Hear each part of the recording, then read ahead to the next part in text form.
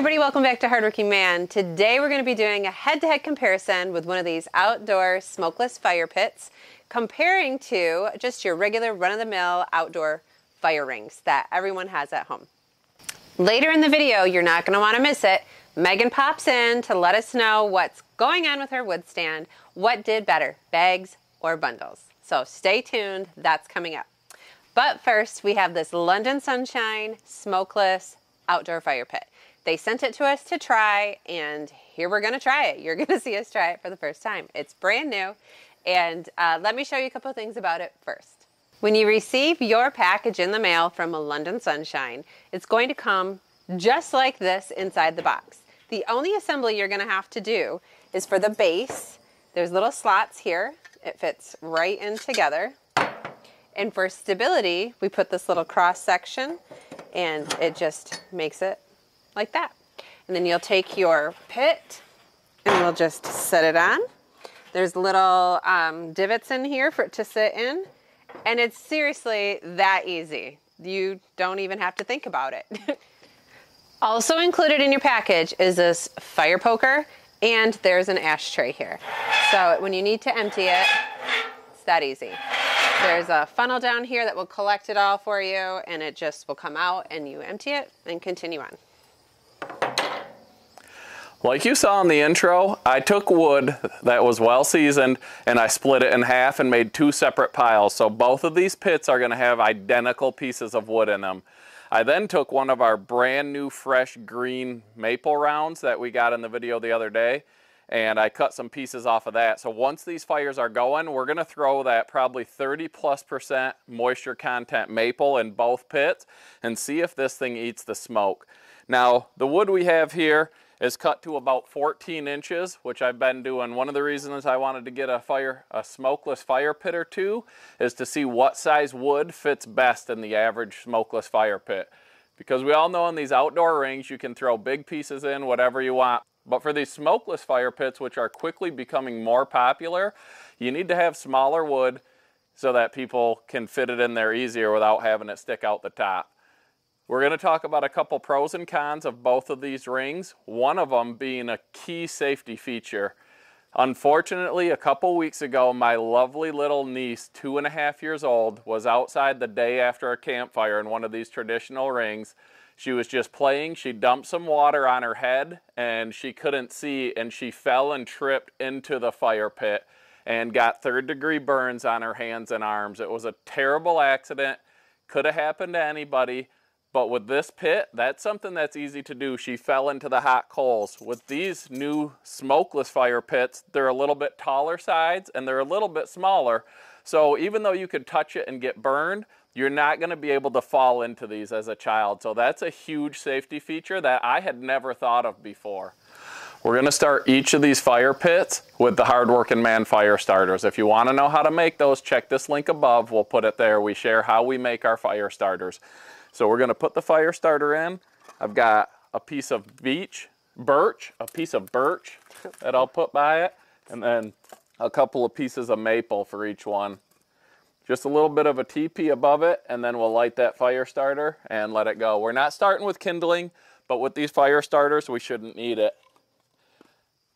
So here on this pit, we'll do the same. These pieces barely fit in there, but they do fit flat on there. So once we get these lit, we're going to set up a time lapse so you can watch as the fires get going. Okay, you can light these fire starters with just a lighter, but I don't have one out here. But I've got my propane torch from the grill, so I'll just get it going, get that other piece of wood on there, and do the same here on the smokeless fire pit.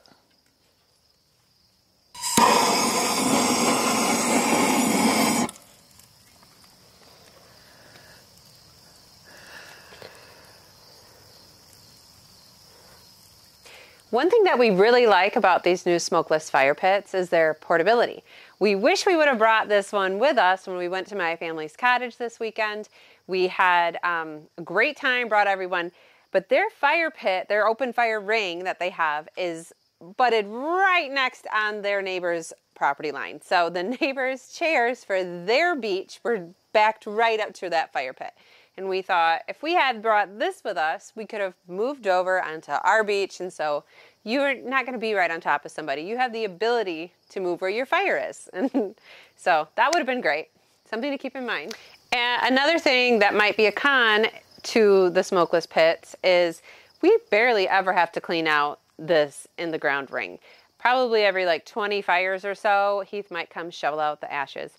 But this smokeless pit, we feel like we'll probably have to clean it more regularly. There might be a lot more ash buildup, and you're not going to want to let it just sit. Like this one, we can let it sit for almost the whole summer, not have to ever change it. Something else to consider that we just thought of is rain. So this one that's outdoors can get all the rain in the world. It does not affect it whatsoever. But we are kind of wondering if maybe this inside enclosed area that could be full of ash gets the rain all in it, if that's going to just create this sludge and make it harder to clean out. So you might have to get a cover for it or put it under a covered area when you're done just to save it from that. We could be wrong. We haven't tested it out, but it's just something else that we just thought of. All right, we're going to get this set up on the time lapse so that you don't have to sit here and painfully wait for this wood to get catching hot. But we need it to be smoking really nice and hot just so we can see, is it truly smokeless? The kind of wood that we have out here is maple, birch, hickory, and some black locust. So all very good outdoor fire pit burning wood. All right, the fires are starting to get going. This one has picked up much quicker than the other. And like I said, we took these wood, split it in half, and put one to each pit. So we're gonna throw the rest of this maple on. And then once these get going a little bit better, we'll start adding some of the hardwoods.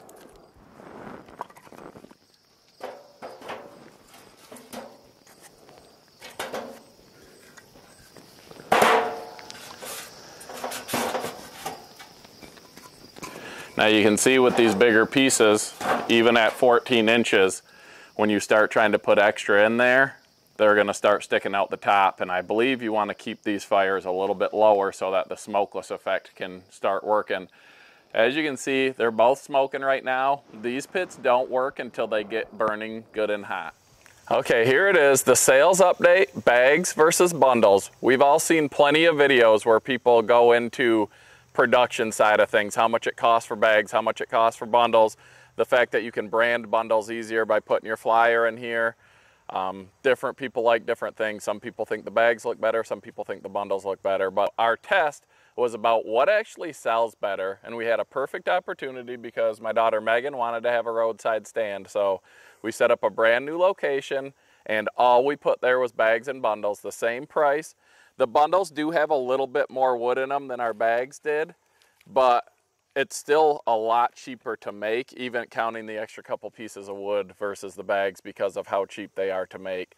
But ultimately it came down to sales. And what'd you think about selling firewood, getting a stand set up? Like, what'd you like, what didn't you like? I liked that it was pretty easy. It didn't really take a lot of time. I only split wood twice, and I had enough wood to keep refilling my stand-up. I definitely like making the bundles better because putting them in the bags is really annoying.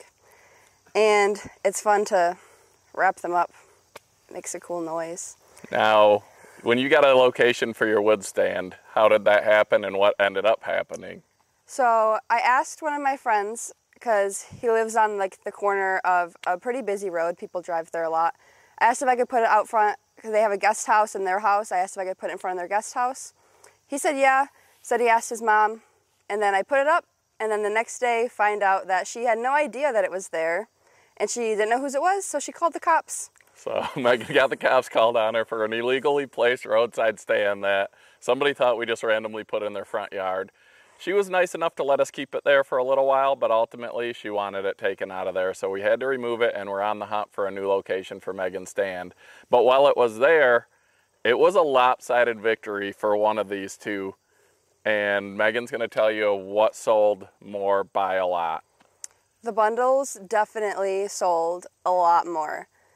I still have my bags there from like 2 weeks ago that I put out, and I've had to refill the bundles like 3 or 4 times.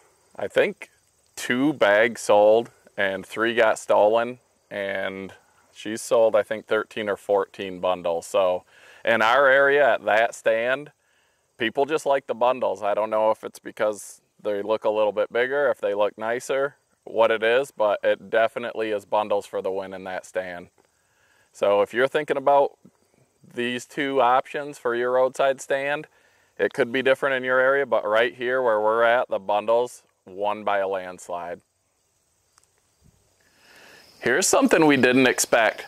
Putting these side by side with identical wood, split in half, one piece in here, one piece in there, I thought it would burn at a similar rate. Clearly, the way that these smokeless fire pits take air in gives you a better, hotter, cleaner combustion.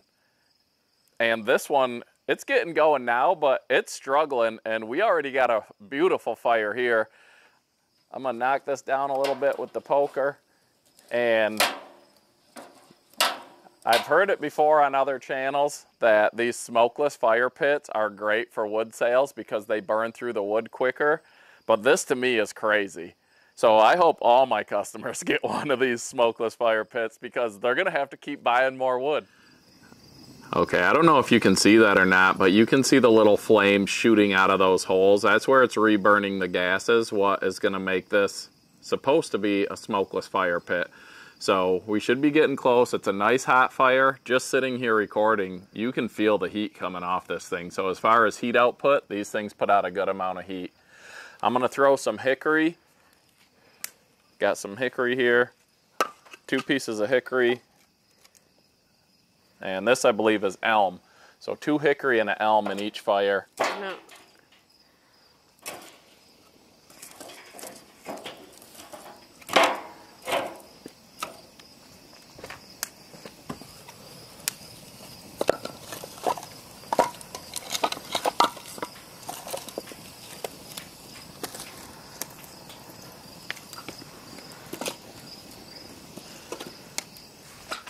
Okay, so it's really tough to see. We did this at night thinking it would make better video, but it's hard to see the smoke. This smokeless fire pit does have a little bit of smoke, but it's definitely a lot less than this fire pit. One thing that is super easy to see is the difference in quality of fire. Again, identical wood. To me, that's just crazy with the way it takes that oxygen in and gets that nice, hot, beautiful fire that anyone would love to sit around and relax. This fire is not bad, but it's clearly not that fire. One thing that is in the instructions that we want to mention that is very, very important to know. When you're all done with your outdoor fire pit, do not pour water in it. It could make it rust, it could make the paint flake. They say to use a fire extinguisher or just let it die out on its own. Also, don't clean it with any chemical solvent because that could cause it to combust when you go to light it again. Just a couple of safety tips.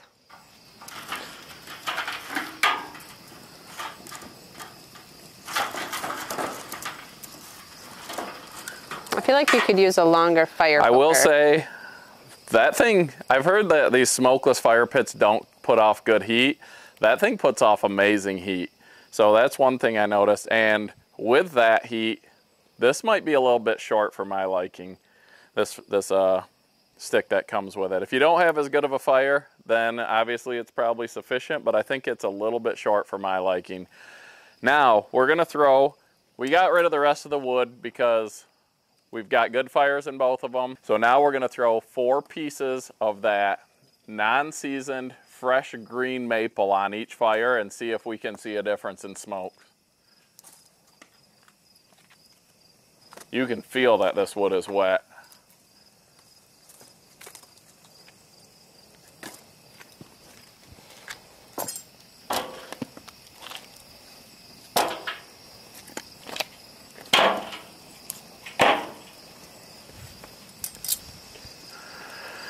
All right, let the smoke roll.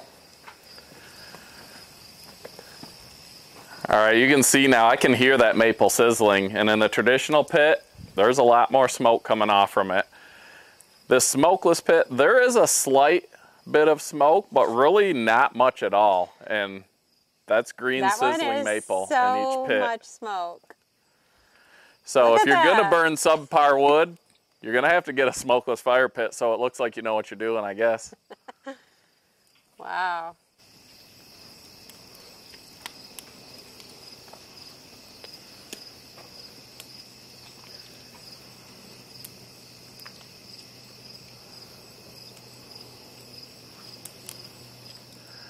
All right, it's been that type of year. We're out here making this video and Rachel just goes inside because the boys wanted to go play some nighttime tennis. She checks her phone and rain is 20 minutes out. So we're gonna end this video. We're gonna keep the time lapse going until the rain hits, and then I've got a lid for a metal trash can I'm gonna put over this smokeless pit to keep those ashes from getting all wet. But I just looked on Amazon, and as of today, the day we made this video, this smokeless fire pit is $229 on Amazon. We'll have a link down in the description if you're interested. The same size solo stove, which is the Bonfire 2.0, that's the same dimensions as this, without the removable ash pan, is $289. And the solo stove with the removable ash pan is $344. So there's probably a difference in quality. I don't know, I've never seen a solo stove in person, but I know that's a very popular one, so that's a price comparison. We'll see how this powder coating holds up. It definitely burns better than your traditional fire pit ring, and a few other key points that we pointed out, the main one being safety. This one you cannot put on a wooden deck on a flammable surface. We've got it on stone here. It says right in the instructions, do not put on or near a flammable surface. I know some of them are designed, they can go on flammable surfaces. So if that's something that you're looking for, one that can go on a wooden deck, which I personally wouldn't do, but I know it can be done with some models, this isn't the model for you. But if you're gonna just put one out here, maybe this one will work for you, maybe it won't. We have a few more we're gonna try out and do some comparisons, and the reason for that mainly is because I wanna see what size wood is the best for the average of these pits, so I know how to better market the wood that we produce to sell to campers, etc. One thing I'll say for certain, the quality of fire that we got from this pit versus our standard pit, this one outshines it from start to finish so far. It still have better fire. It started quicker. It was a better fire to begin with. Far less smoke. Not completely smokeless when we threw that green wood in there, but definitely a big improvement over this traditional pit. You cannot touch that pit. It is hot. It gives off a lot of heat, and it's not safe to touch. So there is that. I know some people think maybe if it's insulated, it'll be cool on the outside. It is not. So keep that in mind. Yeah, I had heard people say that these smokeless fire pits weren't worth sitting around, that they didn't give off any heat. So if it was cold, you wouldn't want one. But this thing kicks off heat. I can tell you I don't know how it false. wouldn't kick off heat, but it definitely kicks off Yeah. heat. You So, feel it. You feel it pretty close. I'm not gonna lie, I was more impressed than I expected to be. And I see the value in these things for sure. I thought they were a waste of money a few years ago when they came out, and clearly they're not, because they're becoming more and more popular, and I can see why now. If you guys like seeing these head-to-head studies, we like comparing things. We like showing you what works, what doesn't. We'll show you this stove later on after we've used it some if there's any issues, things that we don't like with it, like the shorter poker stick. Not a huge fan of that.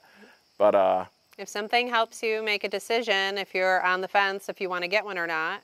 And if you have a question, ask. If you have one of these pits and you like it, let us know in the comments. Make sure to hit the thumbs up, subscribe. Bags versus bundles, we gave you the results here. It's not what I expected. I thought it would be pretty close, and it was a blowout. So thanks for watching, guys. Have a great night.